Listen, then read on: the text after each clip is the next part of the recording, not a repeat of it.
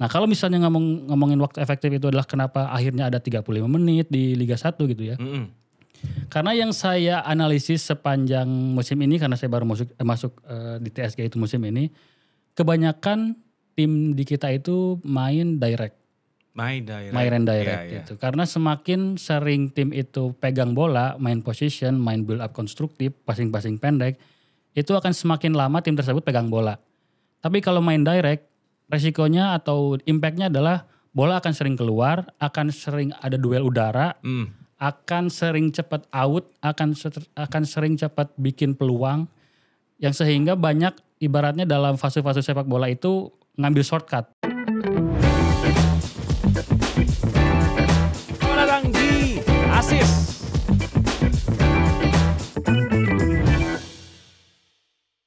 Hola Outsiders, welcome back again kembali ke podcast Side to Side Indonesia. Ya tentunya di konten Asis yang kemarin udah di-mention di salah satu podcast. Dan ya udahlah nggak usah diomongin panjang-panjang, takutnya dikira pansos gitu kan. Nah, bersama saya Alvino dan juga Pandit berlisensi pelatih ini Adi Sofi. Sampurasun. Kumaha kabarna? Kebetulan di-mention Pandit berlisensi pelatih, ini lagi pakai baju waktu ngambil lisensi pelatihnya. Jadi kalau Pandit yang lain-lain lisensi apa gitu. Alright, sebelum kita bahas hal-hal menarik dari sepak bola, kita mau ngingetin buat kalian yang suka dengan konten-konten kami, jangan lupa like, comment, and subscribe di channel Side to Side Indonesia. Dan buat kalian yang mau buat konten podcast seperti kami ini yang mungkin bisa aja nanti suatu hari nanti di-mention juga gitu kan. Bisa langsung datang ke Studio 36 di BSD dan kontaknya bisa dilihat di sini. Oh ya, mengucapin juga atas kemalangan yang terjadi di Jatinangor ya, Bandar Cekek itu my second hometown, itu katanya the first tornado di Indonesia. Yang ngeri juga lihatnya, semoga diberikan kesabaran dan ketabahan buat teman-teman saudara-saudara yang ada di daerah Bandung Timur. Amin. Alright, langsung aja kita mulai ke pembahasan seru berikutnya di segmen GOGO CECK. Gocek! Oke, Kak Ardi, ada keseruan apa nih sepak bola tanah air akhir ini kata prompter gitu kan? Jangan dibahas kata prompternya. Ya, pokoknya ini ada yang menarik kemarin. Kalau saya lihat kan, ada data yang berseliweran itu dinotis juga oleh Coach Sintayong tentang bagaimana rendahnya rata-rata waktu efektif bermain di Liga 1. Nah, as a part of tim TSG Liga 1, ini gimana? Di datanya kan dibilangnya hanya 30 menit. Itu 35 menit ya, berarti dua tim gitu kan. Ya. Saya pun yang siaran emang kayaknya ngelihatnya emang banyaknya landai-landai aja gitu kan. Main 35 menit. Belum lagi kalau tim yang udah leading jauh, enggak kalau leading jauh sih jarang jatuh-jatuhan gitu. Tapi kalau leadingnya tipis 2-1, 1-0, banyak yang guling-guling gitu. Jadinya efektif play-nya nggak ada. Nah cuman yang emang jadi harapan kan beberapa minggu lalu sempat udah jalan pelatihan VAR. Dan kalau VAR ini kan akan dicoba di beberapa, sebelum nanti ke puncaknya adalah di Championship Series, akan dicoba di beberapa laga juga di Liga 3, Liga 2 sebagai uji coba si VAR itu. Nah, akan di tim TSG gimana ngelihat fenomena ini tentang effective play yang masih jauh di bawah harapan Coach Sin, tentang mungkin bisa berpengaruh juga ke kualitas pemain di timnas kan? Yang pertama saya pengen jelasin dulu role saya di TSG ya. Jadi kalau di TSG itu saya itu under Coach Ricky Nelson. Oke. Jadi Ricky Nelson itu head of TSG-nya lah, HPU, High Performance Unit. Nah di bawahnya itu ada dua tim analisisnya dan tim statistiknya. Tim statistiknya itu dikerjakan sama lapang bola. Nanti teman-teman bisa cek lah di Instagramnya, itu statistik Liga 1 dan liga-liga lainnya mereka bisa bikin sendiri, Indonesia ya, lokal. Nah saya di tim analisisnya. Tim analisis itu ada 3 orang, yang mana setiap minggu itu kami menganalisis 3 pertandingan per orang gitu. Jadi misalnya ada pertandingan, kami nonton, kami yang menentukan pemain man of the match-nya. Setelah itu dianalisis, setelah itu kita report untuk pemain-pemain team of the week-nya, untuk weekly-nya gitu. Jadi tapi untuk sebatas yang saya kerjakan, role saya itu hanya menganalisis pertandingan. Untuk data-data statistik lain-lainnya sebetulnya di lapang bola tuh yang lebih in-depth-nya. Data-data yang saya dapat itu hanya sebatas data pertandingan yang ya kayak semacam shot on goal, ball possession gitu. Nggak sampai jumlah waktu efektif bermainnya. Maksudnya di data yang saya dapat ya. Gitu. Nah terus kalau ngomongin soal waktu efektif bermain dengan 35 menit seperti yang di-mention STY, ya itu tadi sempat diperlihatkan juga bahwa tadi ada data paling tinggi itu 49 menit, paling rendah itu 12 menit gitu. Kalau sebetulnya ini in total ya. Jadi in total ada 49 menit, misalnya ada pertandingan Arema PSIS yang paling tinggi itu 49 menit. Yang paling rendah itu PSM Persita lawan Persita 28 menit. Ini di game week ke-24 gitu. Nah, sebetulnya kita sebelum membahas kaitannya dengan timnas, waktu efektif itu apa sih sebetulnya gitu kan. Jadi waktu efektif itu kayak ngomongin ball possession, tapi bukan outputnya sebagai persentase. Kalau kita biasanya lihat ball possession yang ditampilkan di layar, 60% berbanding 40%, 55 banding 40, itu adalah pembagian statistik masing-masing tim saat menguasai bola, saat hendak menyerang gitu kan. Tapi kalau waktu efektif adalah waktu di mana tim tersebut atau kedua tim memegang bola. Jadi nggak menghitung bolanya itu out, nggak menghitung bolanya itu terhenti karena pelanggaran. Pokoknya hal-hal yang tidak atau pertandingan yang membuat pertandingan ini nggak berjalan gitu. Nah kalau misalnya ngomongin waktu efektif itu adalah kenapa akhirnya ada 35 menit di Liga 1 gitu ya. Karena yang saya analisis sepanjang musim ini, karena saya baru masuk di TSG itu musim ini, kebanyakan tim di kita itu main direct. Main direct gitu. Karena semakin sering tim itu pegang bola, main position, main build up konstruktif, passing-passing pendek, itu akan semakin lama tim tersebut pegang bola. Tapi kalau main direct, resikonya atau impactnya adalah bola akan sering keluar, akan sering ada duel udara, akan sering cepat out, akan sering cepat bikin peluang, yang sehingga banyak ibaratnya dalam fase-fase sepak bola itu ngambil shortcut. Gitu. Ibaratnya kalau kita misalnya sebuah tim ingin menyerang, kalau misalnya pakai team possession dari goalkeeper ke back tengah ke gelandang tengah penyerang. Tapi kalau main direct long ball dari belakang bisa langsung ke depan. Gitu. Nah, kalau pada akhirnya ada perhitungan sampai cuma 35 menit, yaitu bahwa memang secara taktikal Indonesia kita itu masih benar-benar mengandalkan umpan lambung, umpan direct. Tidak semua tim tentu, tapi mayoritas 60-70% itu masih mengandalkan direct football. Atau sebetulnya kalau lebih in-depth lagi adalah transisi dari bertahan ke menyerang. Bertahannya dikuatin, tapi ketika dapat bola, perebut penguasaan bola, serangan baliknya cepat. Gitu. Misalnya dapat bola, long ball, 2-3 sentuhan bikin gol, bikin peluang gitu. Itu yang akhirnya bikin secara penguasaan bola kedua tim akan semakin sedikit gitu. Terus kemarin tim kami juga sempat bikin half season report, dan itu kami juga melihat tren dari musim ke musim sebetulnya Liga 1 ini seperti apa sih. Hampir sama bahwa ya sepak bola di Liga 1 itu masih mengandalkan long ball gitu. Yang berbeda mungkin di musim kemarin itu lebih banyak misalnya tim yang pakai formasi 3 back karena ada Luis Milla, Thomas Doll baru masuk. Ya. Gitu. Pokoknya 3 back udah mulai. Janur Zaman sempat pakai 3-4-3 waktu di Persikabo gitu. Tapi musim ini udah balik lagi ke 4-2-3-1. Semua hampir kebanyakan tim pakai 4-2-3-1. Makanya tadi ada Persija yang efektif bermainnya cukup tinggi karena mereka main konstruktif. Main umpan-umpan pendek pakai 3-5-2 atau 3-4-3 gitu. Mereka main cukup konstruktif, passing-passing pendek. PSS juga sama. Tapi sisanya apalagi misalnya kayak tim PSM, Rans, seperti Persita, itu tim-tim yang secara gameplay bisa dibilang lebih mengandalkan transisi bertahan ke menyerang. Dan misalnya apalagi kalau ngomongin Rans, mereka punya Mitsuru Maruoka yang bagus buat set piece. Rans itu jadi tim dengan gol set piece tertinggi kalau nggak salah. Ketika kami half season report didiskusi lah di tim gitu. Itu menunjukkan bahwa secara gameplay mereka hanya menguatkan sisi pertahanan gitu. ketika melakukan sisi pertahanan artinya mereka tidak menguasai bola dong. Gitu. Nah, itulah yang akhirnya waktu efektif mereka hanya sedikit gitu dibandingkan tim yang memang main possession.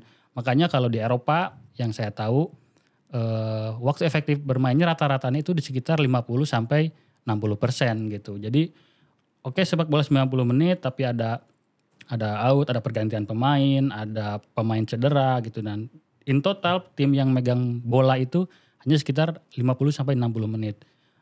Dulu waktu gua di Pandit Football pernah juga bikin riset World Cup 2014 itu rataan waktu efektifnya cuma 54 menit. 54 menit ya gitu. Tapi baik lagi kalau kita ngomongin Liga 1 masih ada gap yang cukup jauh gitu ya kalau kalau kita mengacu ke data yang dirilis sama lapang bola gitu. Ada gap yang cukup jauh di mana ini mengakibatkan misalnya ketika para pemain main di timnas apalagi ya dilatih sama STY yang sangat demanding dengan possession gitu. Ada pemain-pemain yang akhirnya nggak punya stamina atau endurance yang kuat bisa sampai 90 menit gitu. Mungkin kaitannya di situ. Di liga jarang pegang bola ibaratnya. Begitu main di level internasional harus sering pegang bola, harus sering lari gitu. Mungkin kaitannya itu yang akhirnya bikin STY keluar statement, ini liga kamu perbaiki karena gua butuh pemain-pemain yang siap main kuasai bola sampai 90 menit. Mungkin kayak gitu. Iya sih, karena di press conference di Qatar juga ada pesan gak buat sepak bola Indonesia, dia justru nyorotin liganya diperbaiki gitu. Dan memang ngelihat kalau tadi udah terjawab juga sebenarnya ini akan ngaruh ke fisik pemain juga kan, dimana memang di timnas juga akhirnya itu apa yang demandnya Desi Sintayong gak berjalan. Beruntung mungkin hampir seluruh 11 pertama timnas Indonesia gak main di Liga Indonesia. Hampir dari 11 pertama pemain kita gak main di Liga Indonesia. Mungkin agak terbantu dan tertolong di situ gitu kan. Dan selagi memang ya itu yang diulangi lagi bahwa memang terakhir Kutsin di press conference di Qatar untuk menyampaikan atau mengutarakan harapan ya buat sepak bola Indonesia, dia cuma bilang perbaiki liganya gitu kan. So that's why kenapa dia juga mendorong bahwa harus banyak pemain Indonesia yang main ke luar negeri lagi karena memang itu akan berpengaruh ke tim nasional yang dia bangun di saat memang di Liga Jaya sendiri itu tidak bisa mengembangkan individu per individu dari pemainnya gitu sih. Karena gini Vin, jadi ketika kenapa banyak tim Liga 1 pakai strategi long ball atau main direct, itu membiasakan si para pemain untuk tidak menghadapi banyak situasi dia harus berpikir di tengah pertandingan. Kalau kita main passing pendek, dia lebih sering dapat bola, dia harus mikir, gua harus ada di mana, gua harus ngoper kemana. Tapi kalau main long ball, dia dapat bola, tinggal bola ke depan ibaratnya, seperti itu. Secara latihan pun akan lebih jarang untuk latihan misalnya ya game situationnya dengan rondo gitu. Tapi kalau timnya itu memang ingin main possession, rondonya pasti bakal lebih sering dari tim yang emang disiapkan buat main direct gitu. Ibaratnya buat apa kita latihan rondo tapi pas di pertandingan kita main direct gitu. Sementara kalau main possession ya kita harus persering rondo gitu. Ucing-ucingan lah ya maksudnya. Ucing-ucingan gitu. Ini rondo kayaknya dipakai hanya cuman sambil nunggu latihan mulai aja. Pemanasan aja. Emang kalau setiap ngelihat tim Liga 1 latihan emang setiap pertandingan ada rondo. Tapi itu kayak sebatas hanya nih sambil nunggu si coach apa kayak gitu sih ya, sayang banget sih. Mungkin ya ini harusnya di develop dari bawah lagi sih, dan itu memang harapannya juga dengan aturan-aturan baru sedikit lebih mungkin bisa berpengaruh ke ini ya, termasuk VR tadi, mungkin nanti sin bins juga bisa ngaruh juga. Ya mungkin. Tapi kalau gitu. Soal VR sebetulnya gua sih bukan gak setuju, tapi kayaknya belum waktunya. Karena VR itu sebetulnya dimunculkan atau dihadirkan sebetulnya buat apa sih? Untuk membantu wasit. Membantu wasit ya. Kalau dari lihat di Liga Eropa, sebelum ke VR itu sebetulnya dibantunya dengan goal line teknologi dulu. Jadi kalau tiba-tiba langsung ke VR, itu kayak ada satu step yang dilewatin gitu kalau menurut gua ya. Hawkeye. Ya, terus kalau lihat kualitas wasit kita, pada akhirnya di Liga Eropa pun VR itu tetap memunculkan kontroversi. Liga Inggris, orang bilang liga terbaik dunia. kontroversi VAR itu hampir selalu ada di tiap pertandingan gitu. Iya. Jadi kalau memang secara SDM-nya memang tidak memadai, VAR itu tidak akan menghapus kontroversi itu. Kontroversi itu tetap akan ada. Tetap gitu. ada sih. Cuman mungkin di lapangannya para pemain nggak akan berantem. Gitu. Ya itu mungkin ya. Cuman kalau menarik sih ngomong goal line teknologi. Kemarin gue sempat ke daerah Megamendung emang pelatihan VAR. Sempat disinggung juga masalah goal line teknologi karena itu sekalian dengan si goal line teknologi itu sendiri. Terus ketika gue singgung tentang apakah semua stadion representatif buat melaksanakan VR, ternyata yang dipakai ada VR mobile ya apapun itu sih gue support terus dan berharap juga jaringannya juga tetap harus disupport gitu. Betul. Jaringannya juga harus memadai untuk melaksanakan VR. Ya itu karena VR itu kan satu hal yang tidak murah ya. Dan itu bergantung juga ke fasilitas.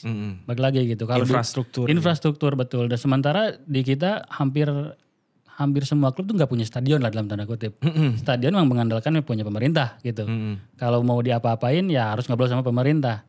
Yang akhirnya stadionnya ya udah gitu, bukan stadion yang seperti di Liga Malaysia lah misalnya, liga yang tetangga kita gitu. Jadi masih apakah infrastruktur kita udah mendukung VAR ya, akhirnya mungkin dicari versi lightnya gitu yang seenggaknya ada progres lah untuk membantu wasit. Cuman misalnya kalau dari teman-teman berharap setelah ada VAR akan mengurangi kontroversi, kalau menurut gue sih tetap akan ada.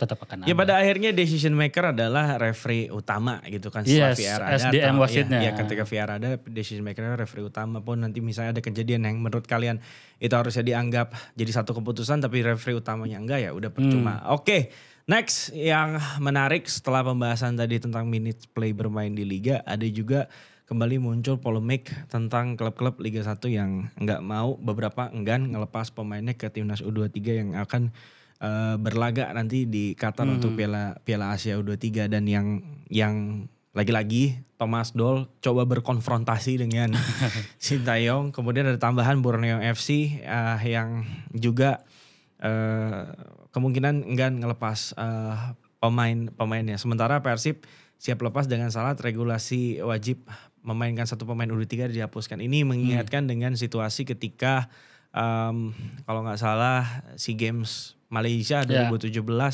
regulasi berubah di tengah musim karena memang ada pemain yang dipanggil sama timnya Luis Milla untuk SEA Games. Kemarin ya ini lagi-lagi Persija coba berkonfrontasi dengan Sintayong, which is memang banyak pemain-pemainnya Thomas Doll yang memang usianya masih masuk ke tim Piala Asia U23. Kemudian ini kan kurang lebih kalau lancar pemanggilannya, tim ini rupanya akan seperti tim di SEA Games yang kita juara di Kamboja. Isinya Fajar Faturrahman, Ferrari, ada Rio Fahmi, ada Komang Teguh yang dimana mereka main untuk Persija dan Borneo.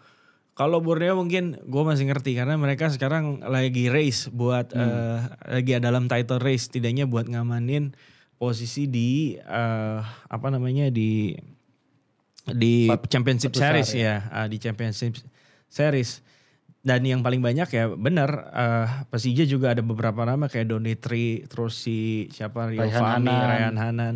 Borneo tadi udah disebutin. Mungkin dari Persib yang paling kerasa akan diambil ya Beckham Putra gitu kan. Karena Beckham Putra itu mau ada aturan U23 atau enggak ada, ya dia emang deserve untuk main di skuad utama. Menurut Akang gimana nih tentang polemik si timnas ini, terus ya nanti bentuk timnas ini akan apa gitu kalau memang pemanggilan ini nggak lancar gitu. Ya, pertama sebelum pas gue lihat informasi soal ada lagi polemik seperti ini, ketika Thomas Doll, gue tuh waktu itu baca soal Thomas Doll yang menolak pemainnya dipanggil ke U23 karena kan bukan FIFA Matchday kan. Yeah. Gue tuh sempat di Twitter gue komen juga bahwa ini gimana ya kalau si aturan U23 ini dihapuskan, apakah bakal jadi win-win solution atau enggak buat tim-tim di Liga 1. Tapi kalau gue lihat lagi di kondisi di Persija, semua pemainnya adalah pemain inti. Pemain U23-nya, Rizky Ridho, Ferrari, ya Raihan Hanan sekarang lagi masuk terus di 3 depan gitu ya. Ya pemain-pemain ini kalau nggak ada bisa mengurangi kualitas Persija yang sebetulnya sekarang pun udah agak menggap-menggap di lini tengah gitu. Karena mereka bukan U23 yang dikarbit kan. Bukan U23 yang memang dimainkan untuk memenuhi regulasi gitu. Mereka pada akhirnya wajar bahwa Thomas Doll bakal protes gitu. Karena kalau pemain-pemain ini dicabut sementara penggantinya tidak sesuai, maksudnya kualitasnya turun 2-3 level, ya itu akan berpengaruh ke posisinya dia juga sebagai pelatih Persija. Apalagi dia sekarang agak lebih dekat ke bawah dibandingkan ke atas lagi disorot gitu. Kalau ibaratnya hasilnya negatif gitu ya itu udah resikonya buat Thomas Doll-nya sendiri gitu. Cuman ini balik lagi bahwa sebetulnya regulasi ini kan di awal musim diadakan sebetulnya salah satu tujuannya adalah untuk ada banyak pilihan buat skuad U23 gitu. Betul. Jadi ketika pada akhirnya di U23 ini pemain-pemain ini dibutuhkan, regulasi ini secara setelah diberlakukan setelah sudah berhasil gitu. Oke, kita jadi punya banyak pemain 23 yang secara jam terbang ya cukup mumpuni lah di musim ini ya, walaupun ada beberapa pemain yang hanya dimainkan 45 menit setelah itu diganti ya. Tapi balik lagi bahwa aturan ini sebetulnya diharapkan untuk bisa meningkatkan kualitas pemain U23 kita di Piala Asia U23 itu gitu. Jadi secara timeline itu sebetulnya udah benar gitu. Nah, cuman ya pada akhirnya enggak semua tim kan menyiapkan timnya itu dengan banyak pemain senior gitu. Makanya kalau buat Persija itu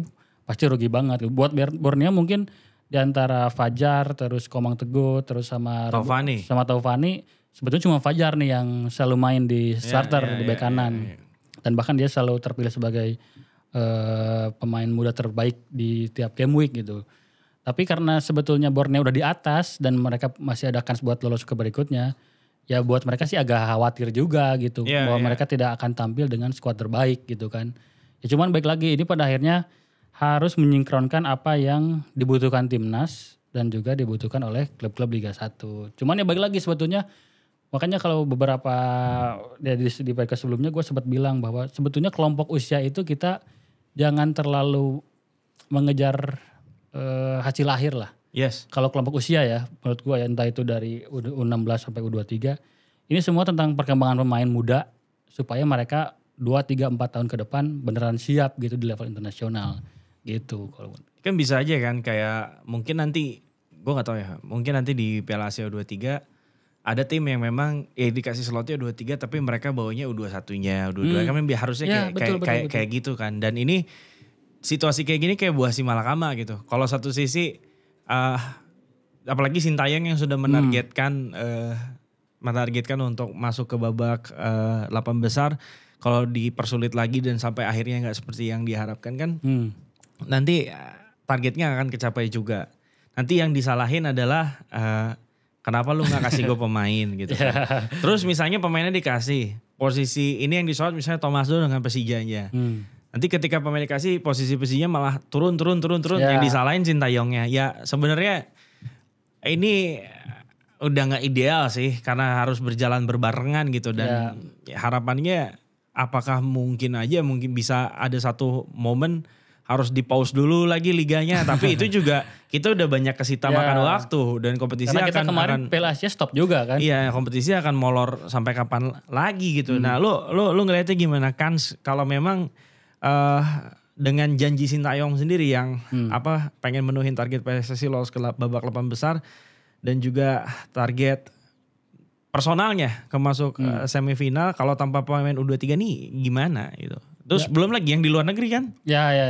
Yang di luar negeri kan kemungkinan gak bisa dipanggil kan karena bukan FIFA Matchday kan. Nah sebetulnya ini balik lagi sih bahwa turnamen kelompok usia itu tidak banyak tim atau tidak banyak negara yang justru fokus ke kompetisi ini, ke usia muda. Gitu. Mungkin cuma 10% atau 20% pelatih U23 yang dilatih oleh pelatih top. Maksudnya selevel STY yang pernah di World Cup gitu. Kalau misalnya kita lihat di Eropa, Inggris, Italia, Spanyol, pelatihnya itu kemungkinan pelatih yang tidak terkenal gitu. Bukan pelatih yang pernah juara di mana, pernah bareng klub apa gitu. Tapi memang pelatih-pelatih yang dia tahu betul apa yang terjadi dan seperti apa kualitas para pemain di negaranya. Sehingga dia bisa menjadi jembatan buat ya development si para pemain muda ini gitu. Makanya nggak banyak pemain atau pelatih dari kelompok usia muda yang seterkenal STY gitu dalam tanda kutip ya. Misalnya Inggris U23 gitu. Ya pelatihnya bukan selevel Gareth Southgate gitu. Iya. Ya tapi pelatih yang sudah terbiasa mencari pemain usia muda ya keliling Inggrisnya gitu. Karena dia yang menjaga kualitas pemain-pemain mudanya gitu. Makanya kalau usia muda ini menurut gue sih mending sebaiknya gitu ya, bukan untuk ditargetan sebuah prestasi gitu. Kalau prestasi itu ya udah bonus aja gitu, bahwa development kita bagus gitu. Kalau gagal ya udah berarti apa nih yang harus diperbaiki development kita, karena yang paling penting adalah bagaimana kita berprestasi di level seniornya gitu. Iya sih, kebanyakan memang pelatih U23 tuh adalah pelatih yang emang larinya dari apa ya, grassroots mereka. Kalau contoh waktu Piala Dunia U17 di kemarin di Indonesia, itu pelatih Jerman yang juara, itu dia beda loh sama pelatih Jerman yang dibawa juara Piala Eropa kalau salah. Dan memang sistemnya tuh kayak rollingan aja gitu. Jadi memang ya udah muter nanti tempatin siapa, dan namanya emang beda gitu. Emang udah berjalan gitu. Dan gue harap sih emang Indonesia suatu hari nanti bisa sampai atau menyentuh level seperti itu, di mana memang U23 tuh emang udah tinggal autopilot, udah jalan pemainnya, dan semoga juga ada sinkronisasi jadwal yang oke juga, supaya memang gak ada yang dirugikan dan sama-sama dapat hasil yang maksimal. Dan kemarin juga ngomong-ngomong pelatih timnas, akhirnya timnas cewek punya pelatih baru dari Jepang. Satoru Mochizuki. Yang dikontrak 2 tahun. Tapi memang diberikan blueprint awal tuh 5-10 tahun. Punya pengalaman, pernah bersama Nadeshiko di Piala Dunia 2011 sebagai asisten coach. Ini CV-nya oke juga buat ukuran pelatih yang melatih di timnas sepak bola wanita level dunia ketiga lah kalau sepak bola wanita kita gitu kan. Nah, tugas awalnya tuh bikin Piala Dunia untuk tim di Piala Asia U17 wanita 2024 yang bakal digelar nanti di bulan April. Nah, nanti ada 8 tim yang ikut serta, ada Indonesia, Jepang, Thailand, Australia, Korea Utara, Cina, dan Korea Selatan. Juga Filipina, ini saingan yang gak sembarangan juga. Dan 3 tim terbaik akan lolos ke Piala Dunia U17 di 2025 nanti di Republik Dominika. Ya kalau lihat dari saingannya sih kita gak terlalu muluk-muluk. Mengingat liganya gak ada, ya kan. Terus ya apalagi dia mau dapat dari mana gitu. Terus gue juga sempat nanya ini si Satoru Saniha akan megang berapa level? Dia megang semua level. Waduh, gila juga nih. Terus gue nanya, Pak, ini liganya gimana? Liganya nggak ada kan? Gimana cara? Ya oke nih Bapak, gue nanya ke rektor. Ya oke nih Bapak mau perbaiki si timnas wanitanya. Dengan datengin pelatih yang berasal dari negara dengan tradisi sepak bola wanita bagus di dunianya. Ini Jepang dan punya pengalaman. Tapi gimana dengan liganya? Ada berpikir untuk kesana nggak? Yang gue rangkum, yang gue bisa simpulkan, konklusinya adalah memang belum kepikiran masalah untuk bentuk liga profesional si liga wanita nih. Ingat ya, profesional. Tetapi PSSI berpikiran bahwa yang dia mau bentuk adalah di grassroots-nya dulu. Si liga cewek yang dari usia 15, 17, 18. Nah kalau itu ada, dia bilang kalau itu ada, environment-nya udah siap, baru dibikin liga profesional. Mungkin ini akan debatable ya, statement Erick Thohir yang memang nggak mau bikin liga profesional wanita. Tapi ada di beberapa poin gue setuju. Gue sama Bang Rais sempat ngalamin waktu siaran liga cewek Bang ya 2019. Dimana kok yang gue lihat kok pemainnya adalah pemain dari futsal lagi gitu. Memang kekurangan pemain itu gitu. Dan memang dibikin dari liga wanita yang levelnya usianya lebih dini, grassroots itu, dengan alasan nih pemainnya diadain dulu gitu. Percuma liganya ada, pemainnya gak ada. Emang bener sih istilah itu, kalau di zoom in lagi, liganya ada, pemainnya gak ada. Karena yang lu mainin ya emang pemain futsal. Jadi yang gue sorotin sih itunya kan, awalnya timnas wanita udah diperbaiki nih liganya gimana. Dia mau mulai dari grassroots dulu. Tentunya ini long term kan buat berapa tahun. Makanya si coach ini dilibatin untuk segala level kelompok umur. Terus gue gak tahu pemainnya ini akan dapat dari mana. Yang jelas database ada pemain-pemain zaman Rudy Eka, ada anaknya, ada ponakannya Timo Schöneman kalau dia Schöneman. Tapi gue yakin untuk dapetin pemain bola putri berkualitas di usia muda itu mungkin lu mudah dapet di perkotaan, di kota-kota besar. Karena beberapa sekolah internasional punya atlet ceweknya. Bahkan Akademi Persib juga salah satu punya murid ceweknya gitu. Nah menurut lo bagaimana cara yang efektif dan mungkin ini jadi advice juga buat satu urusan yang memang masih buta tentang sepak bola Indonesia. Cara dia untuk mendapatkan pemain sepak bola putri. Terutama ya pasti yang usianya masih di bawah 17 tahun. Kayaknya bukan cara paling efektif. Salah satu cara yang bisa dilakukan dan bisa cukup efektif adalah belusukan kayak Indra Safri. Karena itu udah nggak ada cara lain gitu kan, karena nggak ada liganya. Cuman yang gue lihat, bahkan kalau kepepet mau pakai atlet futsal lagi ya silahkan aja gitu karena gini, sebetulnya kalau dari segi perkembangan ya, gue sebetulnya nggak terlalu merhatiin banget ke Liga Perempuan, tapi yang gue rasakan di SSB sekarang itu udah banyak SSB yang harus punya tim perempuannya. Bahkan nggak bayar. Gue ada beberapa momen di mana teman-teman pelatih gue kayak nanyain, ada nggak anak perempuan yang mau main bola? Mau main bola loh ya, yang bukan jago main bola ya. Ada nggak anak perempuan yang mau main bola usia sekian gitu. Karena ya bener tadi gitu ya, kalau misalnya pada akhirnya kita pengen adain dulu nih pemainnya gitu. Karena ya gimana mau ada liga, pemainnya juga susah gitu untuk nyarinya gitu. Dan sepak bola perempuan itu buat gue lebih kompleks dibandingkan laki-laki. Gue pernah dengar cerita dari temen gue yang ngelatih perempuan. Dia udah punya pemain pas-pasan nih, cuman 11 pemain untuk ikut ya turnamen atau kompetisi lah gitu ya, walaupun bukan resmi. Pas hari H, pas mau main, ada pemainnya yang kena menstruasi. Iya itu, kalau menstruasinya dia nggak masih oke-oke. Kadang kan menstruasi perut sakit, ya gimana gitu kan susah. Kata temen gue tuh yang pelatih, dia pas udah mau kick off, tiba-tiba pemainnya ngomong, coach saya nggak bisa main katanya. Sebelum main udah berkurang satu pemain karena menstruasi, dan itu tidak akan dialami oleh laki-laki. Iya gitu. benar. Jadi ibaratnya pemainnya udah sedikit dan akan menghadapi situasi seperti itu gitu. Apalagi ketika mereka udah berumah tangga, terus harus melahirkan dan hamil. Ada beberapa momen juga pesepak bola wanita kelas dunia dia absen sampai 1 tahun karena recovery dia setelah ya mungkin bisa jadi 2 tahun atau 1 tahun karena kan dia hamil, dia melahirkan. Dan pasca melahirkan itu kan dia belum bisa beraktivitas gitu. Memang masalah sepak bola wanita ini sesuatu yang treatmentnya beda banget. Dan memang dibutuhkan pelatih yang memang sudah terbiasa menangani timnas wanita. Dan salah satunya satu urusan ini sih gitu kan. Ya makanya mungkin kenapa akhirnya dilatih atau dipilih juga untuk melatih dari tim U17. Karena supaya bisa mengasah bibit-bibit yang mudanya ini bisa sampai 5-10 tahun ke depan gitu. Bukan yang udah ada jadi, dia pilih, terus berharap sepak bola wanitanya berprestasi. Walaupun sebetulnya dibandingkan sepak bola laki-laki kan lebih berpotensi untuk dapat prestasinya justru di sepak bola wanita kan. Karena nggak semua negara itu fokus di situ gitu.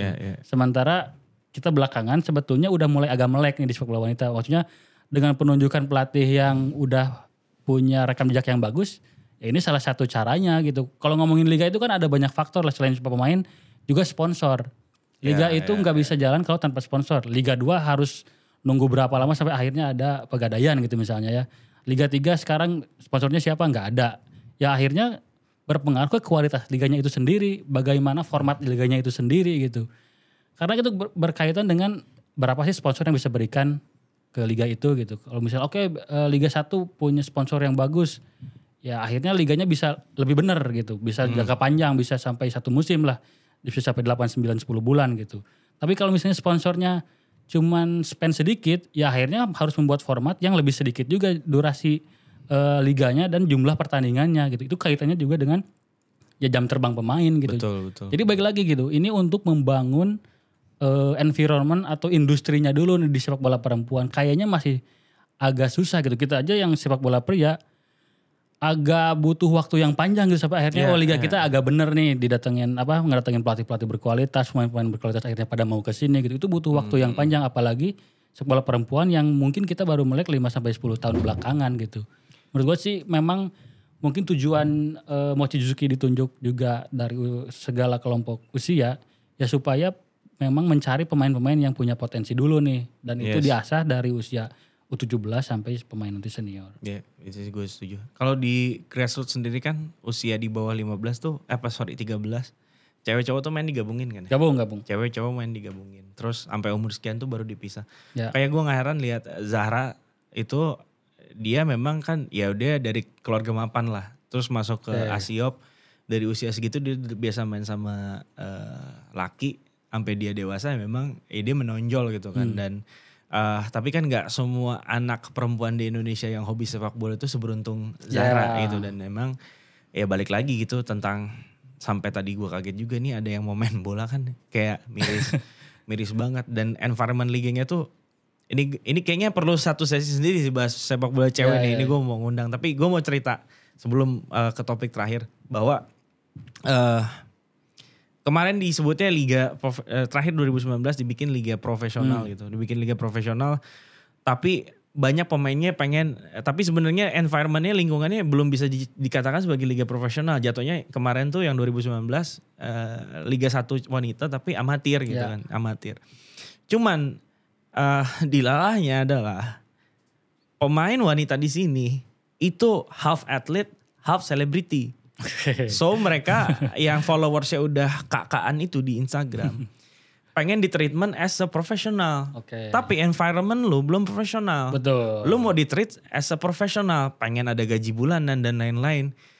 Ya buat lu yang udah punya status selebgram atau apa ya mungkin bisa. Tapi kan ini akan jadi presiden buruk di mana memang ketika rekan setim lu kok treatment lu begini, gua enggak gitu. Jadi yang menarik itu zaman gue terakhir siaran sama Bang Rais di Mola yang Liga 1 Putri, gue nanya beberapa memang ini liganya amatir, tapi pemain itu pengen di-treat secara profesional, pengen dapat gaji bulanan, pengen dapat apa gitu. Sedangkan kasarnya kalau liga lu amatir, lu bayar match fee aja kelar, udah selesai gitu. Makanya ya gue berharap ya segera didapetin formulanya juga. Nggak usah yang skopnya besar kayak Liga 1 wanita lah, tapi lu jalanin Pertiwi Cup atau Sikandi Cup secara rutin per tahun juga udah bagus sih. Ngomongin pelatih baru juga, Mochizuki Satoru, Timnas 16 juga punya pelatih baru, Nova Arianto. Ini transisi gue gak smooth banget ya tadi.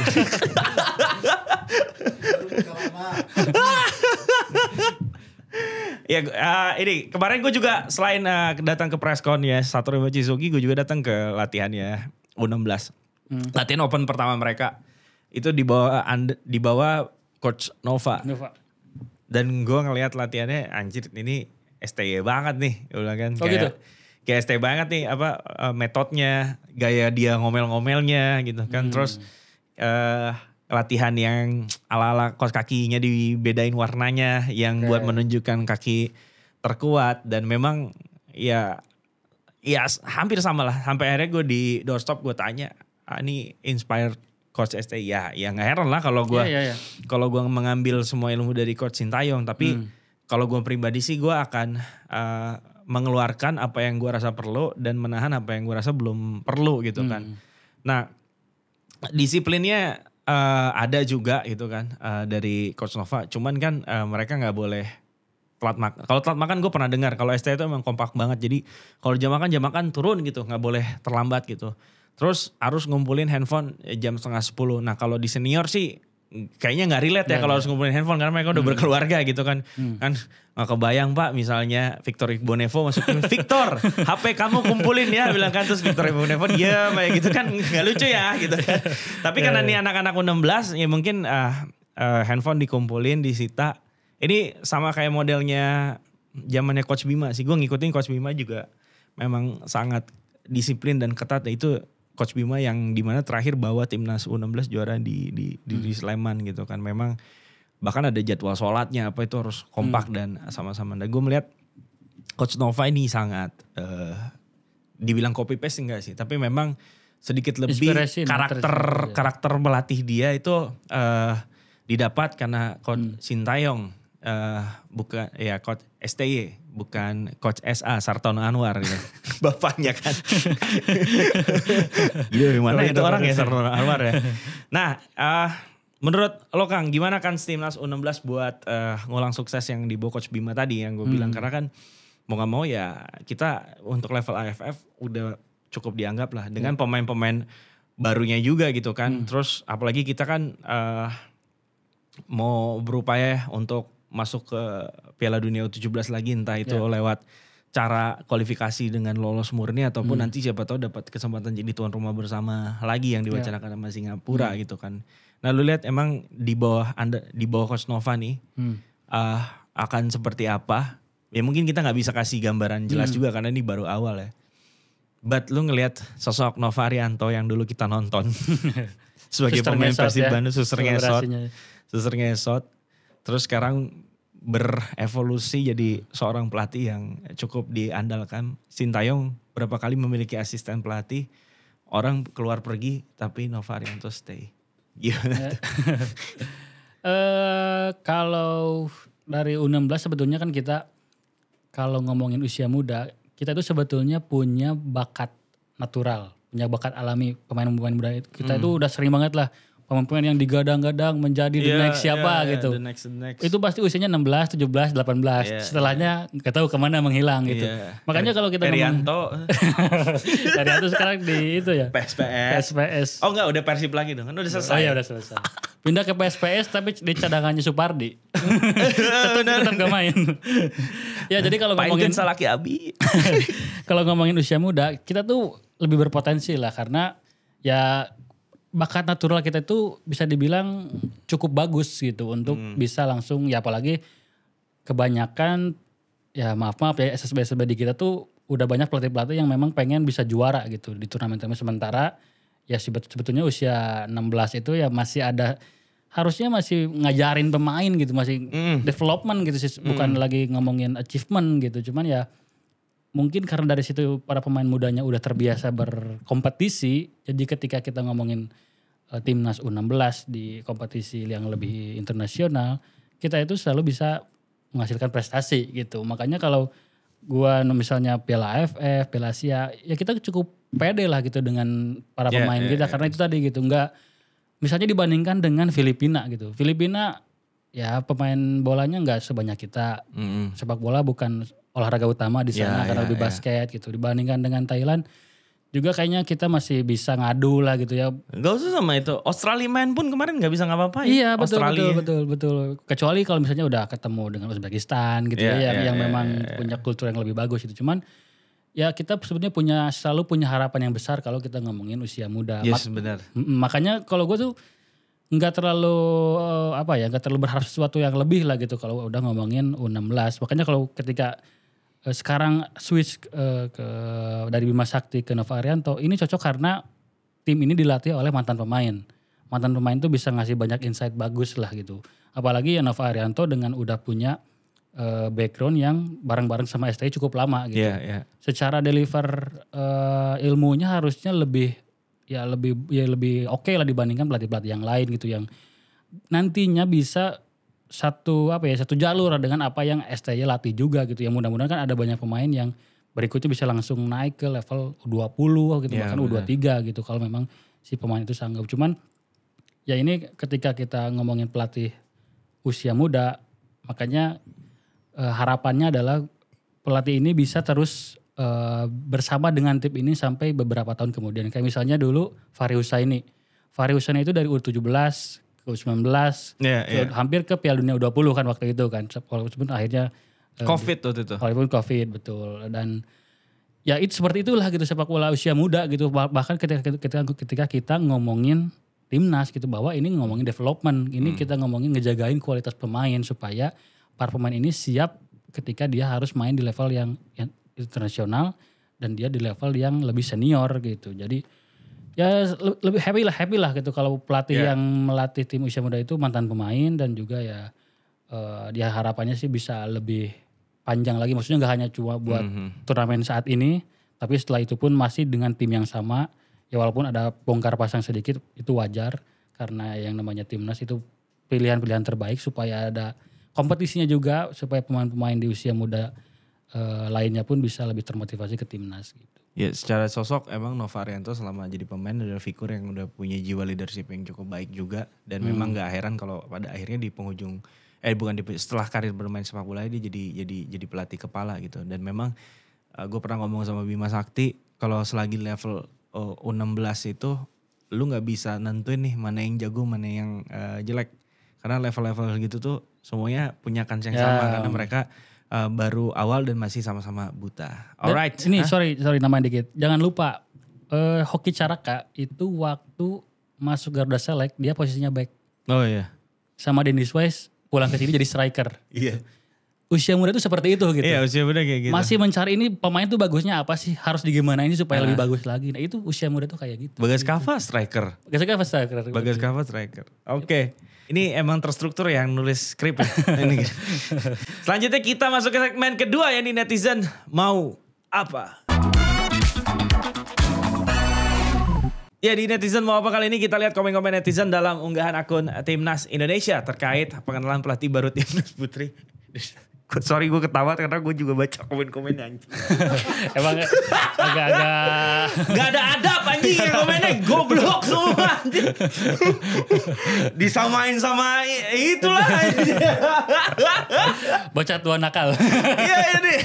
Bangsat. Coba mana Min? Satori Mochizuki. Paling pemain ceweknya. Gak boleh makan seblak lagi ya. Ini masih normal. Ini ada kan nih yang gue maksud nih komen nih. Jangan. Kita harus mengedukasi. Ya. Tapi itu yang mayoritas sih. Langkah yang bagus datangin pelatih yang bagus. Dan semoga cocok. Tapi yuk jangan lama-lama lagi. Segera dibuat Liga Wanitanya lagi. Jangan terlalu lama. Pertimbangkan banyak bakat-bakat Garuda Pertiwi. Tapi kalau nggak ada liga ya agak gimana gitu. Kalau cuma buat main di timnas aja tanpa liga dan bersyukur juga udah punya pemain wanita yang abroad. Ada beberapa pemain kita yang abroad. Zahra sama Sivani kiper. Tapi yang menarik adalah kemarin nanya ke Erick Thohir juga. Gimana caranya liga yang nggak jalan tapi upaya mengkarbit timnas ini dan dia emang akan membuka opsi seluas-luasnya juga dengan orang yang berdarah Indonesia yang ada di Eropa. Kemarin gue juga lihat ada akun ya di postingan PSSI kalau nggak salah. Dia udah ngelis daftar pemain yang bisa dinaturalisasi cewek. Itu ada hampir lebih dari 20 pemain. Ya. Sampai sama timnya makanya wah gue keren banget ini. Ada netizen pun punya sistem scouting yang bisa sampai sedalam itu gitu ya. Tapi maksudnya ya pada akhirnya kalau memang tujuannya adalah supaya menjadikan timnas ini sebagai inspirasi buat gue sih akhirnya mungkin fair-fair aja ya. Apalagi kalau kan tujuannya supaya ya lebih banyak lagi pemudi kita yang mau main bola gitu. Itu kan intinya kan. Kalau kita punya role model ya itu bisa menstimulus lah pemudi-pemudi kita supaya bisa main bola gitu. Karena kan kalau ngomongin di level dunia misalnya hampir ya kita agak susah gitu buat nonton sepak bola di luar gitu untuk sepak bola perempuan. Padahal walaupun ya secara bakat gitu ya kita misalnya ada Marta gitu yang bisa wah ini pemain perempuan tapi secara prestasinya oke banget gitu. Nah di Indonesia kan belum ada kalau kita ngomongin dengan pemain yang sekarang. Nanti malah jadi seleb-tweet lagi atau jadi selebriti gitu. Justru itu mudah-mudahan gitu ya kalau dengan ada contoh yang memang pemain-pemain ini adalah pemain yang profesional, dia main di liga yang benar, dia bisa main dia berada di environment yang benar di Eropa gitu ya. Itu mudah-mudahan sih bisa jadi stimulus sih buat calon-calon lagi pemudi-pemudi kita supaya mau main bola itu aja dulu gitu. Inspirasi sih kunci utamanya. Ya. Ini dari wonderkid.id.